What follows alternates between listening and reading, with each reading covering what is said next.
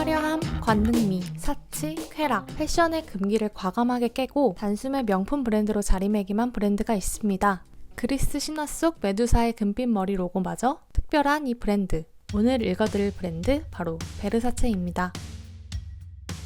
베르사체를 창립한 지아니 베르사체는 1946년 이탈리아 남부 레조 디 칼라브리아의 어느 가난한 가정에서 자랐어요. 지아니의 어머니는 재봉사였는데 어머니 프란체스카는 당시 파리에서 유행하는 옷, 그 중에서도 디올 드레스를 비슷하게 만들어 판매했다고 합니다. 지아니는 어머니의 아뜰리에에서 재단하고 남은 천들로 인형을 만들기도 하고 9살에는 벨벳 이브닝 드레스를 만들었대요. 지아니 베르사체는 그때부터 자연스럽게 패션을 배우게 된 것이죠. 지금까지 뛰어난 재단 실력을 가진 디자이너 중 한 명으로 꼽히는 이유도 이런 유년 시절을 보냈기 때문이에요. 대학에서 건축을 전공했지만 패션이 자신의 길인 것을 깨닫고 다시 어머니의 아뜰리에에서 견습 생활을 본격적으로 시작했어요. 특히 옷 장식에 쓰이는 비즈, 레이스, 고급 부자재들을 직접 구매하면서 다양한 장식 기법과 소재에 대해 공부했죠.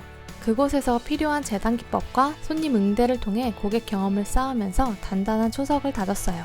고향을 떠나 좀 더 큰 곳에서 꿈을 이루고 싶었던 지아니는 1972년 이탈리아 패션계 본고장인 밀라노로 건너갑니다. 이탈리아 유명 패션 회사들을 오가며 프리랜서 디자이너로 경력을 쌓아갑니다. 지아니는 자신의 이름을 건 브랜드를 설립하려는 꿈을 가지고 사업 파트너를 찾아다녔는데요. 그의 친형인 산토 베르사체가 지아니를 도우려고 밀라노로 이주하면서 지아니 베르사체는 본격적으로 컬렉션을 준비하기 시작했어요. 1978년 밀라노 쇼핑 거리에서 쇼룸을 오픈했고 그의 첫 여성복 컬렉션을 선보이면서 밀라노 패션계에 화려하게 등장했죠. 1979년에 처음 선보인 남성복 컬렉션도 성공적이었어요. 유명 디자이너들에게 그랬듯 지아니에게도 늘 영감을 주는 뮤즈가 있었는데요. 그게 바로 지아니의 여동생 도나텔라 베르사체입니다. 지아니는 그녀를 완벽한 여성이라고 부를 정도로 칭송했어요. 도나텔라는 뮤즈이면서도 지아니의 신랄한 비평가이기도 했는데요. 그녀로 인해 지아니는 관능적이면서도 현대적인 의상을 만들어내기 시작했어요. 3남매의 위력은 정말 대단했는데요. 그들이 힘을 합해 선보인 컬렉션들은 전 세계적으로 명성을 얻게 되며 짧은 시간 내 명품으로 자리매김했습니다. 지아니 베르사체는 여러 시대의 예술 양식을 자유롭게 섞어 대담하면서도 기하학적인 문양을 선보였는데요. 특히 그는 고대 그리스 로마 문화를 정말 사랑했다고 알려져 있죠.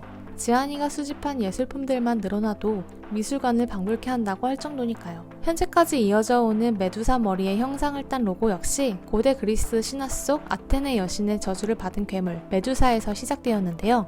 원래는 매우 아름다운 미녀였지만 포세이돈을 유혹하다가 아테네에게 벌을 받아 흉측한 괴물이 되었는데요. 저주를 받은 메두사는 보석같이 빛나는 눈을 가졌지만 무시무시한 얼굴로 그녀의 얼굴만 봐도 돌이 되었다고 합니다.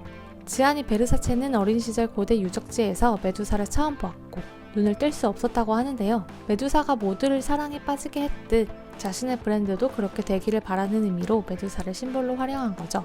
뿐만 아니라 그는 고대 그리스 로마의 조각상 그리고 예술작품을 차용해 화려한 색채를 선보였고 고대의 동전을 단추나 브로치로 표현해 모든 디자인 요소 속에 녹여냈습니다. 특히 1982년 발표한 오로토는 지아니 베르사체를 혁신적인 디자이너의 정점에 올라서게 했는데요. 중세시대 갑옷에서 영감을 받아 메탈 메쉬 소재의 인체의 곡선미가 잘 드러나는 럭셔리한 이 컬렉션은 세계적인 주목을 끌기에 충분했죠.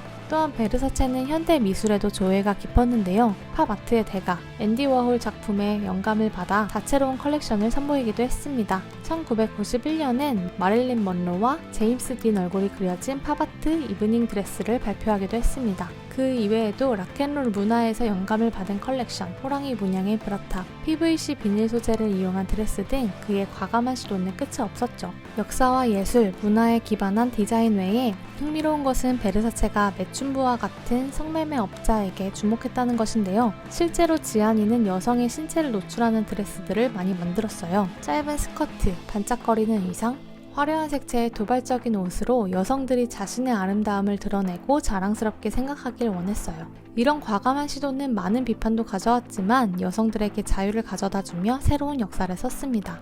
베르사체와 스타들은 떼어놓을 수 없는데요. 자신의 화려한 디자인을 알리기에는 1년에 4번의 패션쇼만으로 대중들의 관심을 끌기 어렵다고 생각해 365일 주목받는 영화배우, 가수, 모델을 적극 활용했어요. 당시 유명 모델 나오미 캠벨, 크리스티 털링턴 등을 패션쇼에 세웠습니다. 나는 유명인들에게만 옷을 제공하기 원한다는 말도 서슴없이 했죠. 특히 베르사체 원피스 하나로 인생이 180도 달라진 배우가 있었는데요. 엘리자베스 헐리는 당시 연인이었던 휴 그랜트의 4번의 결혼식과 1번의 장례식 시사 외에 베르사체의 이 검정색 이브닝 드레스를 입고 참석했어요. 가슴 라인과 허벅지가 드러나는 이 노골적인 드레스는 엄청난 화제를 불러일으켰고 엘리자베스 헐리를 단숨에 스타덤으로 오르게 했습니다. 그 이후에 에스티로더 광고 모델까지 체결하면서 섹시 배우의 상징이 되었죠.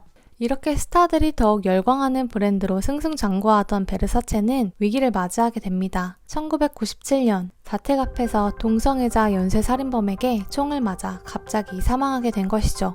범인은 8일 후에 자살한 채로 발견되면서 그의 죽음은 영원한 미스테리로 남게 되었어요. 현재는 그의 여동생 도나텔라 베르사체가 사업을 계속 이어나가고 있는데요. 지아니의 급작스러운 사망 이후 베르사체 브랜드 정체성에 혼란을 가져왔고 베르사체만의 색채가 많이 사라졌었죠. 지아니 죽음 이후 10년이 채 되지 않아 매출은 반토막이 나기 시작했고 결국 미국 마이클 코어스가 인수하게 됩니다. 하지만 여전히 도나텔라는 베르사체의 크리에이티브 디렉터로 베르사체의 정체성을 이어나가고 있어요. 본능에 누구보다 솔직했던 베르사체, 그의 도발적인 행보는 많은 이들에게 자유를 선사했는데요. 마이클 코어스와 손잡은 베르사체는 명품 브랜드 속에서 어떻게 경쟁해 나갈지 앞으로 더욱 지켜봐야겠네요. 지금까지 브랜드 읽어주는 여자였습니다.